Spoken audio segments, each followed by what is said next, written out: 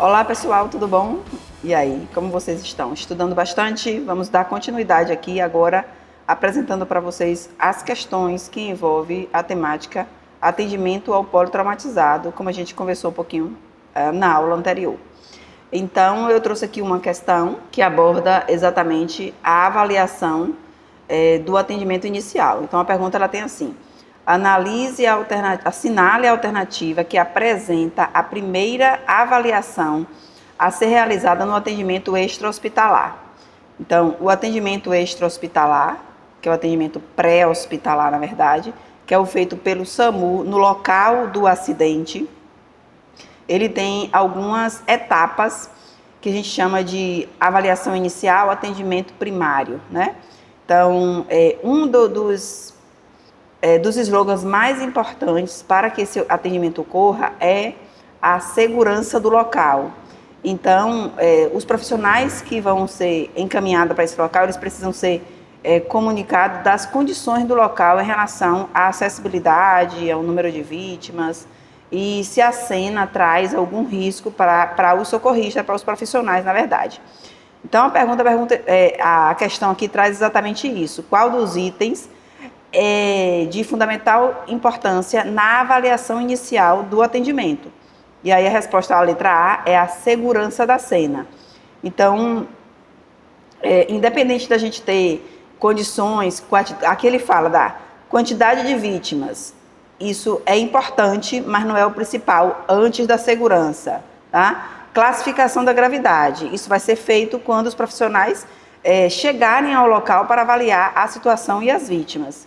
Acionar apoio policial. Esse apoio policial, se o local traz alguma insegurança, tem que ser feito anterior à chegada da equipe.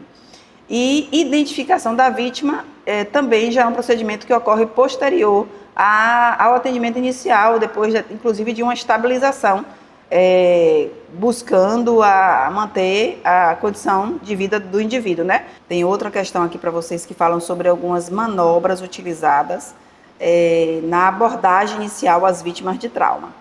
Daí a gente tem que, na questão, ela traz em relação à remoção da vítima do local do acidente, tá?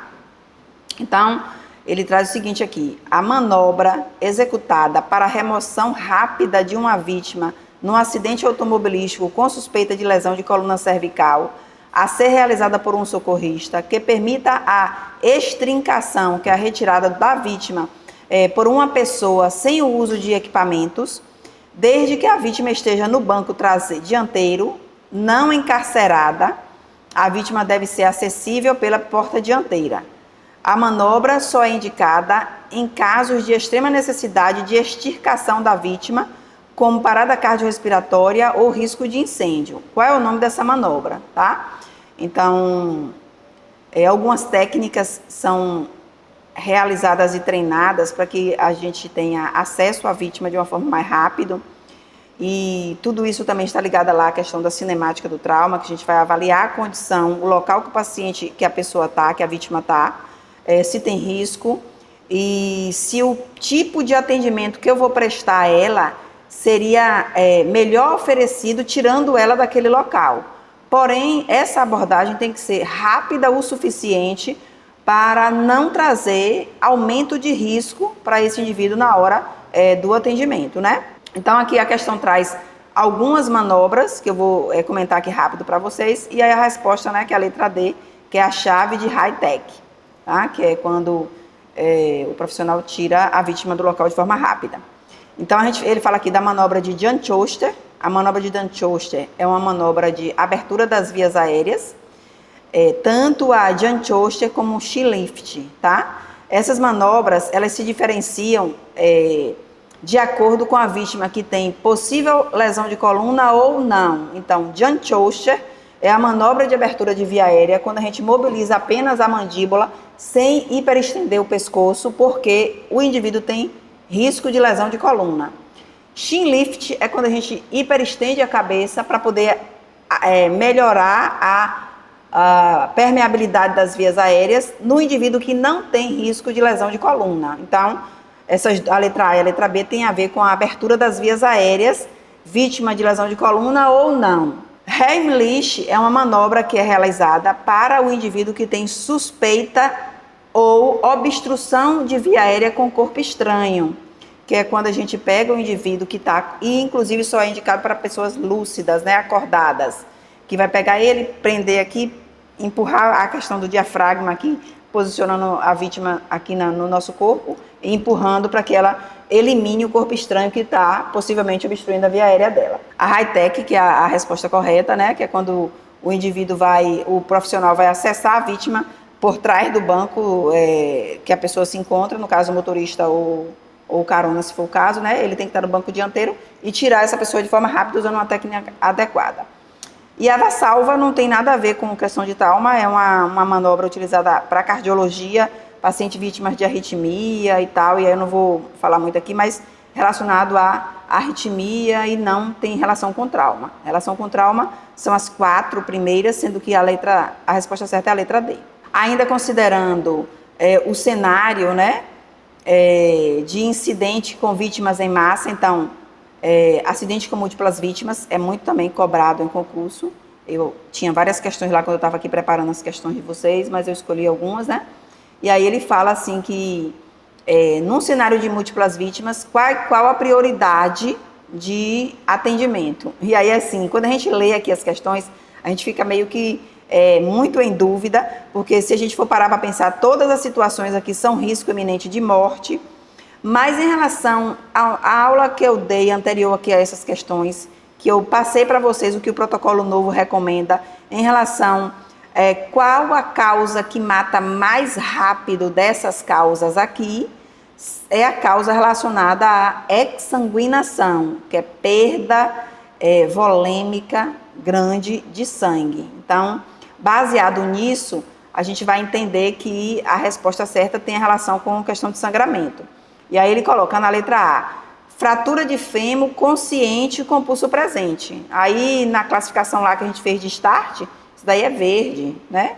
Não tem risco iminente nenhum para ele. Fratura de húmero, que é a questão do braço, consciente, gritando muito com dor, também não tem nenhum risco de necessidade de atendimento imediato. Hemorragia exsanguinante com pulso fraco. Pronto, não tem dúvida, é esse aí. A gente tem outros aí, trauma craniano encefálico grave. É importante, mas o sangrante tem que ser antes dele. E queimado com 90% do corpo, de terceiro grau, com lesão de vias aéreas. É um paciente que tem grande chance de evoluir para óbito, né? Então, ele também, a chance de sobrevivência desse indivíduo aqui, ele é menor do que a dos outros anteriormente falado. Então, ele fica para depois, porque a gente tenta salvar quem tem mais chance de sobreviver. E também buscar o primeiro atendimento para aquela lesão que tenha mais risco de morte mais rápida, que no caso aqui é o sangramento. Nessa questão aqui, eu trouxe porque lá no edital, eles falam de trauma de adulto, trauma de criança, trauma de gestante, né? É uma abordagem muito longa, não dá tempo a gente falar, mas eu tentei buscar algumas questões que abordassem gestante, adulto, criança, e essas anteriores que eu falei aqui a vocês envolvem adulto ou gestante, né? Sendo que gestante, na verdade, a gestante ela é tratada como adulto normal, tendo algumas particularidades em relação ao estado gestacional, que eu já comentei com vocês lá na parte teórica, né? E aqui nessa questão ele traz um acidente com uma criança que estava correndo, foi atropelado, né? Colidiu frontalmente com a lateral de um carro, sendo projetado do capô e arremessado, caindo sobre um gramado. Essa descrição aqui, gente, só para reforçar, é a cinemática do trauma. É a forma como aconteceu o acidente que vai predizer mais ou menos quais as possíveis lesões que essa criança pode estar apresentando, para que quando a gente chegue na abordagem, a gente já vá direto nessas possibilidades. O avô se precipitou, recolhendo a vítima ao colo. Duda estava pálido, mas falando e rindo muito, sem entender o ocorrido. Considerando a cinemática do trauma, após a avaliação primária, a conduta do enfermeiro do APH deve ser. Então, só pegando alguns pontos dessa questão aqui, que é importante para a questão do trauma. Cinemática do trauma é a forma como aconteceu o acidente. A avaliação primária é também conhecida como avaliação inicial. Ela tem como objetivo identificar as lesões potencialmente fatais e mais graves e estabilizar essas lesões para depois dar continuidade ao atendimento. Então, aqui ele coloca: manter a criança no colo do avô instalando oxigênio com máscara. Não vai manter a criança no colo do avô, né? Vai ter que pegar a criança, colocar na maca, posicionar adequadamente para fazer uma avaliação e identificar quais possíveis lesões que essa criança tem. Considerar a possibilidade de injúria da coluna cervical, imobilizar o pequeno Dudu utilizando prancha e colete de 3 pontos, instalar máscara e proceder à remoção. Aí aqui, considerando a coluna cervical, ele teria que colocar o colar cervical, e aqui ele não está falando do colar cervical, só está falando da prancha e do colete. Presumir a possibilidade de ferimentos internos decorrentes do impacto sofrido, realizando o protocolo de trauma e transferir a vítima rapidamente para o local. Então, a cinemática do trauma, ela sugere que ele tenha lesão interna, inclusive por conta de que ele está pálido. Ele foi projetado, bateu no capu, foi projetado e estava com palidez. Isso sugere sinais de algum sangramento. Então, essa é a questão verdadeira, né? Porque depois ele fala: solicitar ao avô que contate o pediatra. Isso aí não tem nem como... Não perde nem tempo com isso aí, né, gente? Que não tem nada a ver. Realizar uma abordagem secundária, monitorar os sinais vitais e, caso não se verifique nenhuma alteração, remover a vítima para o BS mais próximo. Então, a gente não vai fazer abordagem secundária sem primeiro identificar a abordagem primária, as possíveis lesões, estabilizar essas lesões e levar ele para um local de atendimento que tenha a complexidade que o acidente sugere, né? Então, ele não vai para a UPA, ele vai para um hospital de grande porte, porque ele vai precisar aí de exames especializados, como tomografia, ultrassonografia, exames laboratoriais, e que na UBS não vai ter esse acesso. Por meio do X-ABCDE, já expliquei para vocês o X-ABCDE, tá? Um mnemônico para atendimento inicial à vítima de politraumatizado, é possível identificar a prioridade de trauma e lesões que coloquem a vida do trauma em risco. Então, assinale a alternativa correta em relação ao X. Então, eu trouxe aqui essa questão, não vou me prender muito, que eu já expliquei bem isso aqui para vocês, mas para vocês verem que é uma questão que com certeza vai cair nas provas, né? Porque é um tema muito novo, que está muito sendo cobrado em capacitações. É um dos principais sinais de morte iminente no local do acidente, é a hemorragia, e que a gente precisa estar preparado para identificar isso precocemente e atuar nessa questão. E aqui ele pergunta o que é o X, e aí eu já falei para vocês, controle de hemorragia. O X significa que tem hemorragia externa. Para não atrapalhar, a gente pode ter hemorragia interna e hemorragia externa. Quando ele não tem hemorragia externa, a gente segue o ABCDE. E lá no C, a gente vai fazer a avaliação clínica rápida, que possa sugerir, no caso da criança que eu falei na questão anterior, a gente pode ver tórax e abdômen, né? Se tem sinais clínicos no exame físico que possa sugerir lesão com hemorragia, para que possa se direcionar o atendimento mais rápido possível. Esse assunto de trauma, gente, ele envolve vários temas: afogamento, envenenamento, né? Intoxicação exógenas que eles colocam. Então, até agora eu falei para vocês do politraumatizado, que segue a sequência dos X-ABCDE, né? Tendo como prioridade a avaliação, identificação das lesões fatais e encaminhamento para continuidade do cuidado. Essa questão aqui, ela traz um tema voltado para o afogamento, que pode ocorrer. Então, ele coloca aqui: e o afogamento, a intoxicação exógena, espancamento, queda, também faz parte do protocolo de atendimento ao trauma e está lá no edital, tá? Então, é importante que vocês lembrem que o paciente vítima de trauma, ele pode ser politraumatizado, e a etiologia do trauma são as mais diversas possíveis. Qualquer tipo de situação que traz lesão corporal é considerado trauma, e o afogamento é uma lesão corporal. Então, um paciente de 20 anos, vítima de afogamento numa lagoa, no Rio Grande do Norte, foi resgatado por moradores, encaminhado para o pronto-socorro, onde foi realizado atendimento inicial. Fez um ECG, que é um eletrocardiograma, que revelou ritmo sinusal, presença de entaile no final do QRS, que é uma alteração no traçado eletrocardiográfico, com aparecimento da onda J e prolongamento do intervalo QT. Essa associação de achados está relacionado a um dos principais fatores que leva ao agravamento do quadro da vítima de afogamento é a hipotermia.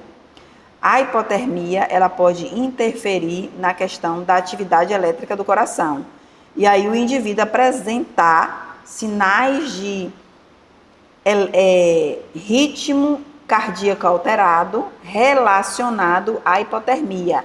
Inclusive, por isso, um dos cuidados principais na vítima de afogamento é o controle da temperatura, né? Porque ele vai ter hipotermia relacionado a uma resposta do organismo à exposição ao líquido, né?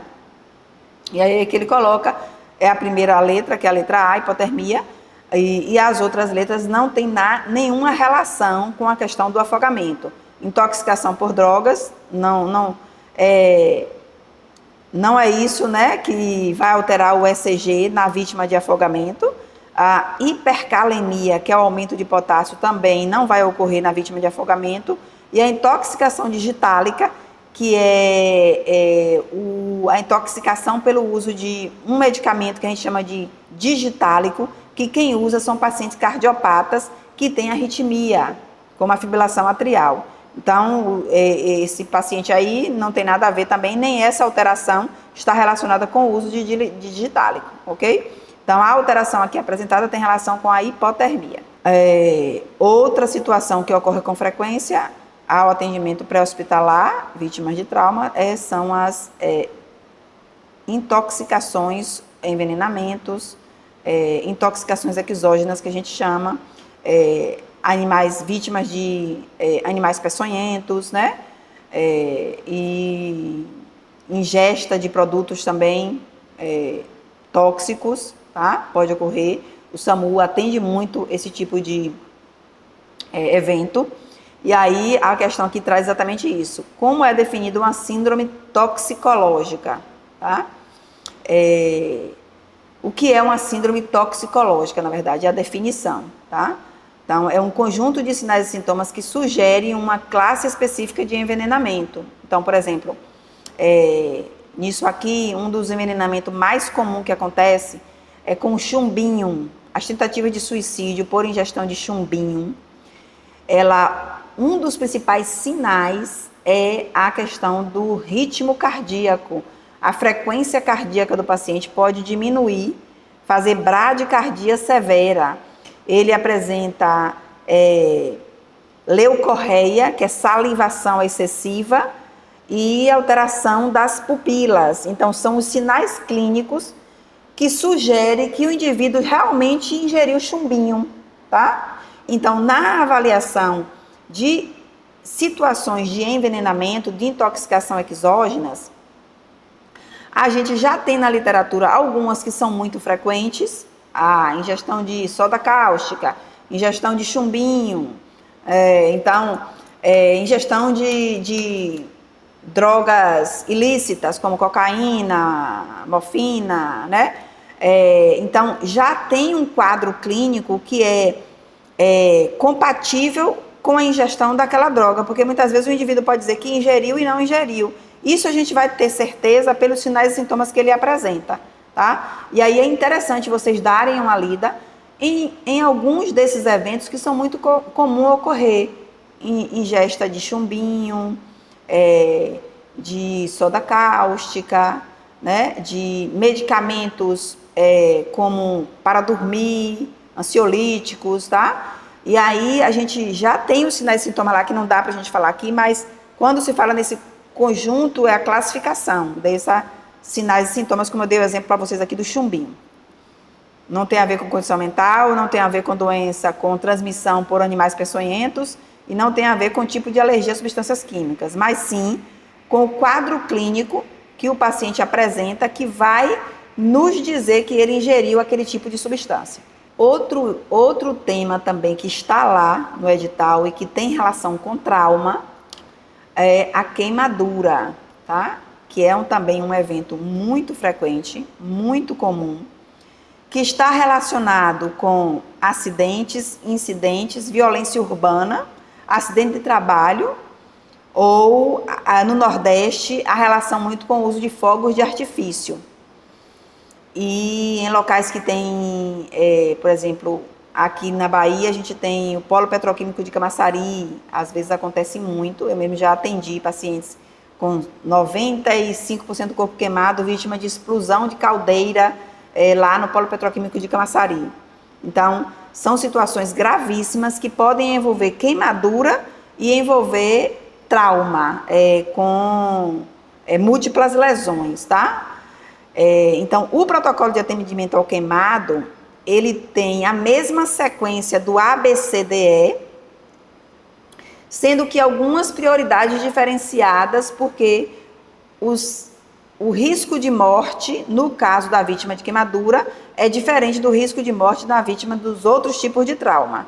Aqui ele não tem aquele risco da hemorragia, mas ele tem um risco da hipovolemia, né, por conta do sequestro de líquido para os tecidos. Então, porque ele perde muita proteína com a queimadura. Então, aqui nessa questão, ele traz uma criança de 6 anos, que chegou com 16% do corpo queimado. Foi observado que ele tinha epiderme. Então, na pele da gente, a gente tem 3 camadas bem definidas. Epiderme, que é a parte de fora que protege. A hipoderme, né, que é que vai depois a derme, que vem depois da epiderme, e o tecido subcutâneo. Essa questão aí, a gente precisa conhecer adequadamente na hora de avaliar a queimadura, porque a queimadura ela é classificada em 1º grau, 2º grau e 3º grau. E 4º grau, tá? Que é o grau de carbonização. Cai muito em concurso essa definição, inclusive essa questão aqui traz isso. E nós, profissionais que vamos atender as vítimas de queimadura, a gente precisa saber, de acordo com a profundidade da queimadura, a gente tem a gravidade do indivíduo e o risco de morte que ele tem. No caso, lesões superficiais, que é só a epiderme, a gente tem 1º grau. Lesões um pouco mais profundas, que atingem epiderme e derme, a gente tem 2º grau. Atingiu as 3 camadas, 3º grau. Já é uma lesão mais grave, que pode ter risco, inclusive, de perda de função ou de tecido. E o 4º grau é a carbonização, muito comum nas queimaduras elétricas, por eletricidade, e que geralmente leva à perda do segmento. Nessa questão aqui, ele coloca o seguinte, que a criança apresentava bolhas, hiperemia, que é vermelhidão, bolhas, tá? E uma sensibilidade exagerada do local. Esses sinais e sintomas são característicos de lesão de 2º grau. Porque a lesão de 1º grau, ela dói, fica vermelha, mas não forma bolha. Então, só atingiu a epiderme. Na de 2º grau, ela dói, fica vermelha e forma bolha, que chama de flictenas, né? Atingiu as 2 camadas. Na de 3º grau, ela já tem perda de tecido, então a dor já é menor, porque já passou pelaquela fase lá e já danificou o tecido. Muitas vezes esse tecido precisa ser removido, debridado, tá? Então dói menos. Então na questão aqui, pelo tempo de cicatrização e pela forma clínica como a lesão se apresentou, a resposta correta é 2º grau. Dor, vermelhidão e bolhas, né? Que foi o exudato lá. E melhorou com 13 dias. A de 3º grau precisa de um tempo maior para a cicatrização, ok? Então, 1º grau, lesão superficial, muito dolorosa, com hiperemia. 2º grau, lesão um pouco mais profunda, atinge as 2 primeiras camadas da pele, dói, tem vermelhidão e bolha. 3º grau, tem sinais de tecido desvitalizado, aquele tecido escurecido, amarronzado ou esbranquiçado, que tem pouca sensibilidade, sugerindo que houve morte tecidual, tá? Com risco de perda do tecido. E o quarto grau é a carbonização, já vai ter perda daquele segmento, muito comum nas lesões por eletricidade. No caso desse protocolo, é bom falar um pouquinho para vocês do protocolo de queimado, que o objetivo principal é avaliar a profundidade, porque de acordo com essa profundidade a gente tem a gravidade. Os indivíduos de segundo grau em diante, ele pode precisar de reposição volêmica, e esse é o principal tratamento do queimado. Então, lá no protocolo do ABCDE, a gente tem que se preocupar com o queimado em relação se ele tem suspeita de queimadura de vias aéreas, que é queimadura grave, que pode levar à morte, e se ele tem lesões profundas e muito extensas, porque além da profundidade, a gente também tem que avaliar na queimadura a extensão do corpo que foi queimado. Então, de acordo com a profundidade e a extensão do corpo queimado, a gente tem a gravidade do paciente e a gente tem os critérios de tratamento que vai ser incluído para aquela pessoa. Pessoas com mais de 30% do corpo queimado, com lesões que envolvem segundo e terceiro grau, elas podem precisar de reposição volêmica. Então, a gente vai precisar puncionar acesso venoso e oferecer solução fisiológica para repor volume, porque o paciente queimado, ele perde muito líquido para os tecidos. Então, ele fica com muito edema, né, que é um sinal clínico bem importante, edema, e ele fica desidratado, porque todo o líquido corporal acaba sendo drenado para os tecidos intersticiais. E aí a gente precisa repor volume para que esse paciente possa manter a função renal dele, repor essas perdas e não ter complicações. Eu trouxe até aqui para vocês a tabelinha de classificação da superfície corpórea queimada, que é muito comum também de ser cobrada, porque a gente vai fazer a soma, todo profissional que atende a vítima de queimado, ele tem que fazer o cálculo para determinar quantos % do corpo foi queimado. E essa percentagem é que vai dizer a gravidade e para onde esse paciente precisa ser encaminhado, porque se ele tiver acima de 30% do corpo queimado, ele é um paciente mais grave e ele precisaria ser encaminhado para um centro de referência de queimados, né? Que aqui em Salvador, por exemplo, a gente tem o HGE. Aí vocês estão vendo aí, a gente usa a regra dos 9 para poder fazer o cálculo, e isso já é pré-estabelecido, cada parte do corpo tem essa percentagem, e aí você vai lá somar. Então, ele queimou a parte anterior do tórax, ó, ele queimou 18% do corpo. Além dessa parte anterior, ele queimou o braço todo, 9%. A gente soma 18 com 9, então 27% do corpo foi queimado. Aí ele já é um paciente que precisa de cuidados. E, além de ter 27% do corpo queimado, queimou o tórax. Muitos pacientes que queimam o tórax sugerem uma gravidade maior, porque pode afetar a respiração, a depender da gravidade do tipo de produto que causou a lesão. Então, 3 pontos, gente, são muito importantes na avaliação do queimado, tá? Primeiro, o tipo de produto, qual foi o que causou a lesão, fogo, produto químico, incêndio, explosão, tá? O que foi que causou, a profundidade da lesão, a superfície corpórea queimada, tá?